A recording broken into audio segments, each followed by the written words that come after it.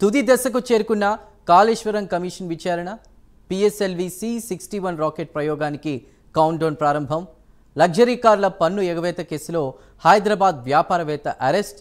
ఈ అంశాలపై ఫీల్డ్ రిపోర్ట్లో పూర్తి వివరాలు చూద్దాం. అయితే ప్రస్తుతం ఫీల్డ్ రిపోర్ట్లో హైదరాబాద్ నుంచి మా ప్రతినిధి అజీం, నెల్లూరు నుంచి నరేష్, హైదరాబాద్ నుంచి ప్రవీణ్ పూర్తి వివరాలు అందించడానికి సిద్ధంగా ఉన్నారు. ముందుగా హైదరాబాద్కి సంబంధించి చూస్తే గనక కాళేశ్వరం కమిషన్ విచారణ తుది దశకు చేరుకుంది. ఇప్పటికే 100 మందికి పైగా విచారించినటువంటి కమిషన్ ఇక మీదట బహిరంగ విచారణకు రాజకీయ నేతలను పిలవద్దని నిర్ణయం తీసుకుంది. లీగల్ సమస్యలు రాకూడదన్న ఆలోచనతో కేసీఆర్, హరీష్ రావు, ఈటెల్ను విచారణకు పిలవద్దని నిర్ణయించుకున్నట్లు తెలుస్తోంది. దాదాపు 400 పేజీల రిపోర్ట్ తయారు చేసిన జస్టిస్ చంద్రఘోష్ కమిషన్ ఈ నెల 20వ తేదీ తర్వాత ప్రభుత్వానికి రిపోర్ట్ను ఇవ్వనుంది. పూర్తి వివరాలని ఫీల్డ్ రిపోర్ట్ ద్వారా మా ప్రతినిధి అజీం అందిస్తారు. అజీం, కాళేశ్వరం కమిషన్ సంబంధించినటువంటి ఏదైతే విచారణ ఉందో అది తుది దశకు చేరుకుందని మనం చెప్పుకోవచ్చు. ఏదైతే గత ఏడాది నుంచి కూడా ఏదైతే కాళేశ్వరం నిర్మాణంలో భాగంగా ఉన్నటువంటి 3 బ్యారేజీలు ఏవైతే ఉన్నాయో, అన్నారం, సుందిల్లా, మేడిగడ్డ, ఈ 3 బ్యారేజ్లకు సంబంధించినటువంటి ఈ 3 బ్యారేజ్లు కూడా కుంగిపోయాయి. అయితే గత ప్రభుత్వంలో నిర్మించిన తర్వాత ఏదైతే ఈ 3 బ్యారేజ్లు కుంగిపోయిన తర్వాత కాంగ్రెస్ ప్రభుత్వం ఏర్పడిన వెంటనే ఈ 3 బ్యారేజ్ల నిర్మాణానికి సంబంధించిన అంశంపై ఏదైతే జస్టిస్ ఘోష్ అధ్యక్షతన ఏదైతే ఒక కమిషన్ని కూడా ఏదైతే కాంగ్రెస్ ప్రభుత్వం నియమించింది. సో ఈ కమిషన్ గత ఏడాది నుంచి కూడా ఏదైతే విచారణ చేసుకుంటూ వచ్చింది. సో ఈ నెల 31వ తేదీన ఈ కమిషన్ ఏదైతే గడువు ముగుస్తుంది. ఇప్పటికే 3 సార్లు కమిషన్కి సంబంధించిన గడువు కూడా ఈ ప్రభుత్వం పెంచడం కూడా జరిగింది. అయితే ఈసారి మాత్రం ఖచ్చితంగా 3వ వారంలో ఏదైతే కమిషన్ తన తుది నివేదికను ఇవ్వనున్నట్టు కూడా మనకు తెలుస్తుంది. 400 పేజీలకు సంబంధించినటువంటి రిపోర్ట్ని కూడా సిద్ధం చేసినట్టు మనకు ఏదైతే సమాచారం తెలుస్తుంది. సుమారు 95% ఏదైతే రిపోర్ట్ పూర్తయింది, మరో 5% మాత్రమే రిపోర్ట్ మిగిలిందనేటువంటి వార్తలు కూడా వినిపిస్తున్నాయి. సో ఈ నేపథ్యంలో ఖచ్చితంగా 3వ వారంలో ఏదైతే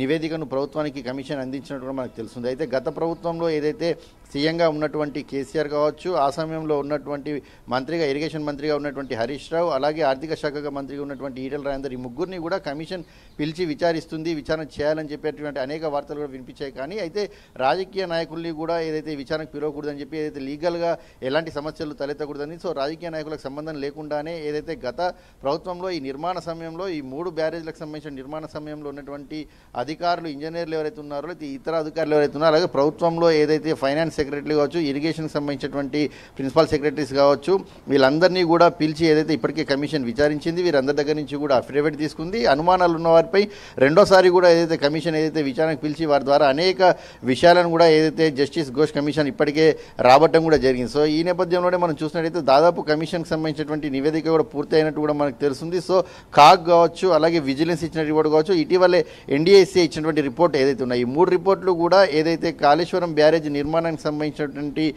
బ్యారేజ్ల నిర్మాణ సమయంలో జరిగినటువంటి నాణ్యత లోపం కావచ్చు, నిర్మాణం కావచ్చు, డిజైన్ల విషయం కావచ్చు, ఆర్థిక పరమైనటువంటి అంశాలు ఏవైతే ఉన్నాయో ఈ అంశాలన్నింటిపై కూడా ఏదైతే తప్పు జరిగింది, బ్యారేజ్ కుంగిపోయిన మాట వాస్తవమే, నాణ్యత లోపం ఉన్నమాట వాస్తవమే అని చెప్పి ఏదైతే ఈ కాగ్, విజిలెన్స్, అలాగే ఎన్డీఎస్ఏ రిపోర్ట్లో కూడా ఏదైతే రావడం కూడా జరిగింది. సో కాళేశ్వరం కమిషన్ ఇప్పటికే సుమారు 100 మందికి పైగా ఏదైతే దీనికి సంబంధించిన ఈఎన్సీ అధికారులు, రిటైర్డ్ ఇంజనీర్లు, ఆ సమయంలో ఉన్నటువంటి అధికారులను, అలాగే అప్పుడు ఫైనాన్స్ సెక్రటరీగా ఉన్నటువంటి కె రామకృష్ణరావును, ఇలాంటి అనేక మందిని కూడా కార్పొరేషన్ సంబంధించిన చైర్మన్లు ఎవరైతే ఉన్నారో వారందరినీ కూడా కమిషన్ ఇప్పటికే విచారించింది. సో వీరందరి దగ్గర తీసుకున్న ఇన్ఫర్మేషన్ కావచ్చు, అఫిడేవిట్ కావచ్చు, అలాగే కాళేశ్వరం వెళ్ళి ఏదైతే కమిషన్ పరిశీలించి అక్కడ ఉన్నటువంటి వారి దగ్గర తీసుకున్నటువంటి నివేదికలు కావచ్చు, ఇవన్నింటినీ కలిపి కూడా ఏదైతే కాళేశ్వరం కమిషన్ ఏదైతే ఒక రిపోర్ట్ని సిద్ధం చేయనుంటే కూడా మనకు తెలుస్తుంది. సో దాదాపు చివరి దశకు చేరుకుందని కూడా మనం చెప్పుకోవచ్చు. ఖచ్చితంగా ఏదైతే ఈ నెల 3వ వారం లేదా 4వ వారంలో ఖచ్చితంగా ప్రభుత్వానికి ఏదైతే జస్టిస్ కోసం ఒక నివేదికనైతే ఇవ్వన్నట్టు కూడా మనకు తెలుస్తుంది. అయితే ఈ రాజకీయ నాయకులు ఏదైతే కేసీఆర్, హరీష్ రావు, ఈటెల రాజేందర్, వీరి ముగ్గురిని కూడా పిలిచి కమిషన్ విచారిస్తుందని చెప్పి కూడా అందరూ భావించినటువంటి నేపథ్యంలో ఈ ముగ్గురికి మాత్రం కాస్త